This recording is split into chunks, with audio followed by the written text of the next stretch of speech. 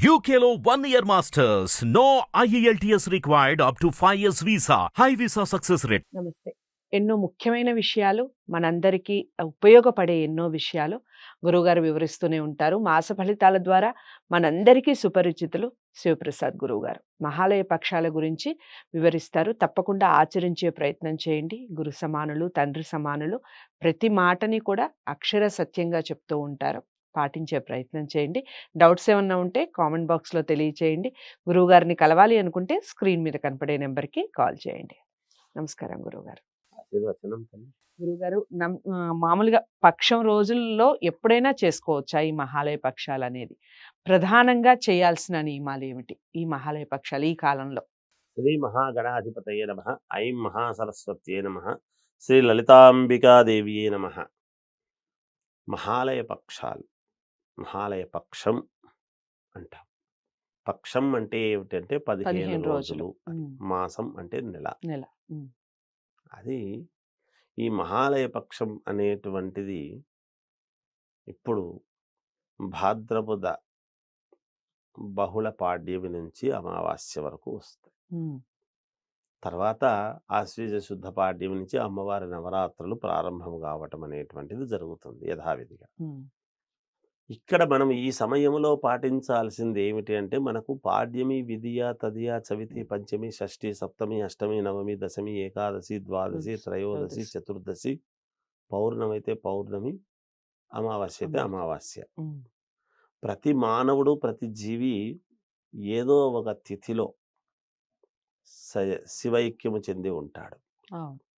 మనము సంవత్సరానికి ఒక్కసారి పితృపక్షాలు అని పేరు పెట్టి సంవత్సరానికి ఒక్కసారి ఆబ్దికం పెట్టడం అనేటువంటిది జరుగుతుంది తల్లిదండ్రులకు. ఎందుకు చెయ్యాలి అంటే, పితృదోషాలు అనేటువంటివి లేకుండా చేసుకోవాల్సినటువంటి బాధ్యత మన మీద, మన కర్తవ్యము ఉన్నది. ఏముంది, మా నాన్న నాకు రూపాయి కూడా ఇయ్యలేదు, ఒక రూపాయి అన్నా ఇచ్చిపోలేదు తండ్రి, అంతా ఎవరెవరికో ఇచ్చిపోయినాడు, నాకు ఒక్క రూపాయి ఇవ్వలేదు, నేను ఎందుకు పెట్టాలి? ఇక్కడ రూపాయి ఇచ్చినా ఇవ్వకపోయినా తన శరీరముతో నీకు జన్మ ఎప్పుడైతే ఇచ్చాడో నువ్వు రుణపడినావనే లెక్క దానికి. ఖచ్చితముగా పితృశార్థాలు అనేటువంటివి చేసి తీరాల్సిందే ప్రతి వాళ్ళు కూడా. ఎంత మహోన్నతుడైనా కావచ్చు, ఎంత లేనివాడైనా చేసుకునేటువంటి విధానాల్లో కొన్ని తేడాలు ఉండొచ్చు. చెయ్యాలి, పాటించాలి. మామూలుగా ఈ 15 రోజులు పక్షం రోజుల్లో ఏదో ఒక తిథి రోజు ఇదై ఉంటారు.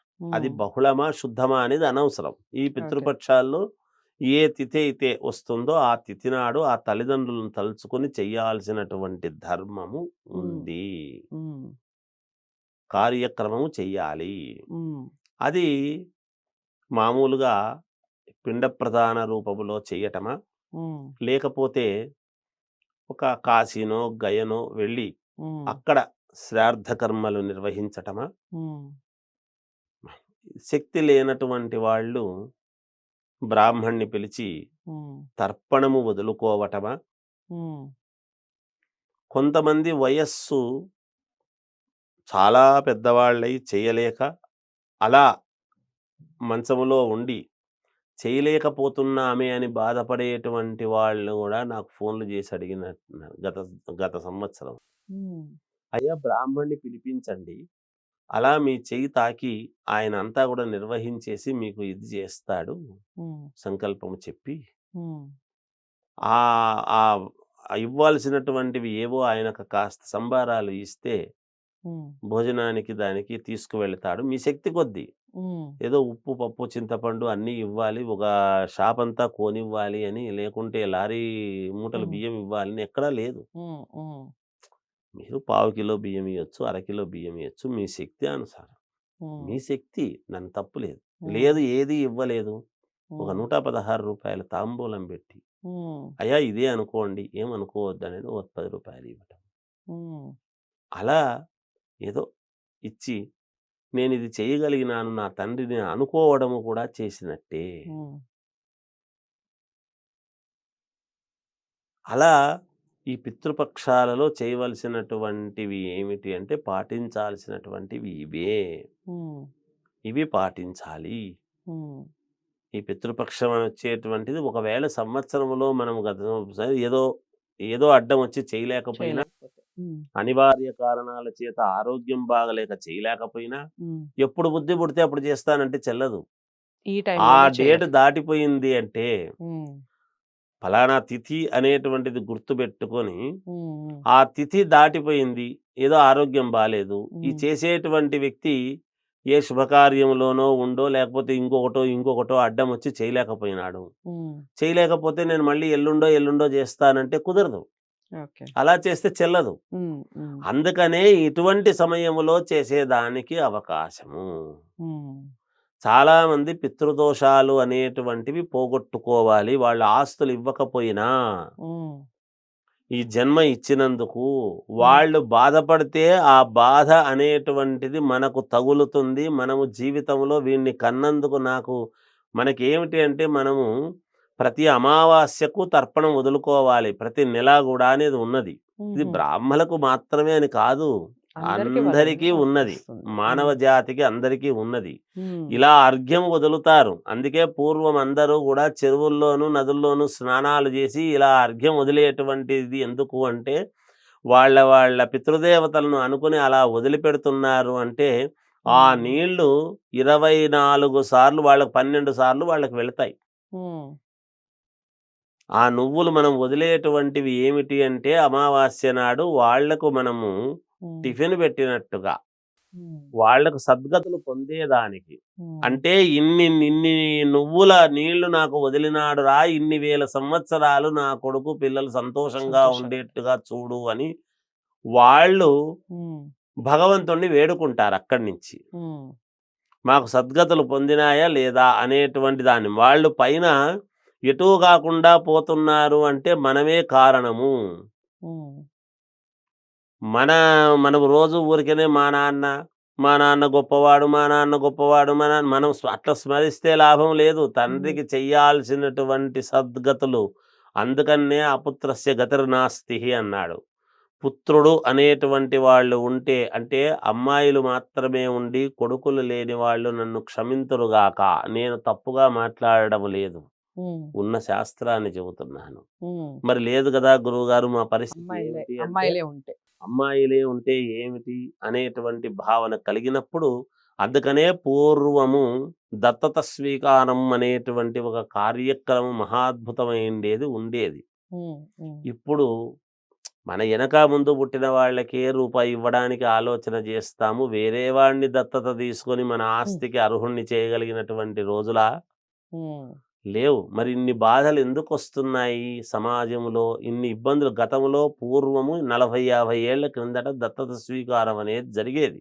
ఉమ్, ఖచ్చితంగా తీసుకునేవాళ్ళు. ఉమ్, ఆస్తికి వారసుల్ని చేసుకునేవాళ్ళు. ఎందుకు? వాళ్ళు సద్గతులు పొందటానికి. ఉమ్, ఖచ్చితంగా. కొన్ని మాట్లాడితే యథార్థాలు వివాదాలవుతాయి. ఉమ్, కావచ్చును గాక. యథార్థం యథార్థం. ఉమ్, దాన్ని మనం చేయగలిగిందేం లేదు. ఉమ్, కనుక ఈ పితృపక్షము అనేటువంటిది మహాలయ పక్షం అంటే పితృపక్షాలు. తల్లిదండ్రులకు మనము చేసుకోవాల్సినటివి. ఉమ్, ఒకవేళ తల్లి తరపు వాళ్ళైతే తల్లి, తల్లికి తల్లి, తల్లికి తల్లి, తల్లి, నాయనమ్మ వాళ్ళందరూ గూడా వస్తారు. ఓ పద్ధతి విధానం. తల్లి, నాయనమ్మ వాళ్ళకు పెద్దవాళ్ళు. అందరినీ అనుకొని అలా వదిలిపెట్టవచ్చును. ఓకే. వదిలిపెట్టేటువంటి కార్యక్రమము చేసుకోవాలి. అసలు మనం ఏ పూజ, ఏ వ్రతము ఈరోజు చేస్తే మనకు ధనం బాగొస్తుంది, ఈ కార్యక్రమాలు చేస్తే మనకు డబ్బొస్తుంది, ఇది చేసుకుంటే మనకి ఇల్లొస్తుందని ఎట్లయితే అనుకుంటామో, ఉమ్, అమావాస్య రోజు బ్రాహ్మలు మాత్రమే అని కాదమ్మా. ఉమ్, మిగతా వాళ్ళు గూడా ఇలా చేతిలో నీళ్లు వేసుకొని ఇలా వదిలిపెడుతూ వాళ్ళని అనుకుంటూ వదిలిపెట్టినారు అంటే పుణ్యము చనిపోయినటువంటి వాళ్లకు. ఉహు, ఆ నీళ్ల కోసం దప్పిక.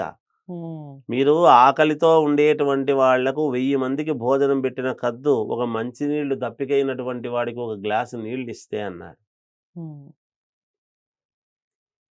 ఎన్ని గోవులను పూజించిన పుణ్యము ఒక గ్లాసు నీళ్ళిస్తే దప్పిక తీరిస్తే అన్నాడు. ఉమ్, అటువంటి దప్పిక మన పెద్దలకు మనం వదిలిపెట్టకపోతే ఉమ్, మనము పుట్టి లాభమేముంది? ఉమ్, అందువలన వచ్చినటువంటివే ఈ పితృపక్షాలు, మహాలయ పక్షాలు. దీన్ని అందరూ సద్వినియోగం చేసుకొని మీకు ధనమొస్తుంది, ఐశ్వర్యం వస్తుంది. ఇవి ఆ తిథి ఏ తిథి రోజైతే పెద్దవాళ్ళు పోయినారో అవి చూసుకొని మడితో చేసుకోవటం. స్నానం చేసి ఒక చోట ఇలా తూర్పు ముఖంగా కూర్చొని హాల్‌లో ఉమ్, శ్రద్ధగా కాస్త అంటే ఇంకొకటి అడ్డపంచె కట్టుకొని కూర్చొని చేస్తే ఉపయోగం లేదు. పింజె పోసుకొని గోచి కట్టుకునే చెయ్యాలి. ఉమ్, గోచి కట్టుకొని చేస్తేనే చెల్లుతుంది. ఉమ్, ఏ పుణ్యకార్యమైనా అందుకనే బ్రాహ్మణోత్తములందరూ కూడా పౌరోహిత్యం చేసేటువంటి వాళ్ళు గోచి కట్టుకునే చేస్తారు. ఉమ్, అడ్డపంచెతో నేను మహాజ్ఞానం చేస్తాను, నేను అవి చేస్తాను, ఇవి చేస్తానంటే అలా యతీశ్వరులు, సన్యాసులు, సాధు పుంగవులు వాళ్లకు అలా అడ్డపంచెతో ఉండి పీఠాదులు వాళ్ళు చేసుకుంటూ ఉంటారు. ఉమ్, అందుకని ఎవరికి ఏది ఏ విధానంగా చేస్తే పద్ధతి అనేటువంటివి అన్నీ ఉన్నాయి. ఉమ్, నేను చెప్తున్నాను తప్పకుండా మీకు ముందు ధనం కావాలా, లోను కావాలా, లోను శాంక్షన్ కావాలా, అవి కావాలా, ఇవి కావాలా అన్నప్పుడు ఉమ్, మనము ఈరోజు ఈ సోమవతి అమావాస్య వచ్చింది కాబట్టి బ్రహ్మాండంగా ఇవి చేస్తే జరుగుతాయి. ఉమ్, ఈ పౌర్ణమి వచ్చింది ఇది చేస్తే అవన్నీ ఎలా అయితే చెప్పుకుంటున్నామో అంతకంటే పరమ యోగవంతమైనటువంటిది, పరమ పవిత్రమైనటువంటివి ఈ మహాలయ పక్షాలు. ఉమ్, ఈ మహాలయ పక్షమి రోజుల్లో మీ పెద్దలు ఎవరైతే ఇదైనారో, లేదు మా నాన్న జీవించి ఉన్నాడు గురువుగారు మేమేం చేయాలని తండ్రికి పాద నమస్కారం చేసుకోండి. మహాలయ పక్షాలు వాళ్ళ నాన్నను ఆయన అనుకుంటాడు కాబట్టి నేను సరిపోతుంది. కర్తనై నా తండ్రికి చేస్తున్నాను అంటే నాకు కొడుకు ఉండాలి, ఉంటేనే చెల్లుతుంది. ఉమ్, నాకు కొడుకు లేకుండా నా తల్లికి నేను చేసినా చెల్లదు. ఉమ్. ఇది శాస్త్ర ప్రామాణికం అమ్మా. చాలా అంటే చాలా చక్కటి వివరణ ఇచ్చారు మహాలయ పక్షాలకు సంబంధించి. తప్పకుండా ఆచరించే ప్రయత్నం చేయండి. మీరు గతంలో కూడా ఆచరిస్తూ ఉన్న గురువుగారు చెప్పినటువంటి మాటలు మీరు ఇంతకు ముందు కూడా ఇవే మేము ఆచరిస్తూ ఉన్నాం అనేవాళ్ళు ఎవరైనా ఉన్నా కామెంట్ బాక్స్‌లో తెలియచేయండి. వీడియోని లైక్ చేసి షేర్ చేయండి. ఛానల్‌ని సబ్స్క్రైబ్ చేసుకోండి. మరో మంచి అంశంతో మళ్ళీ కలుద్దాం. నమస్తే.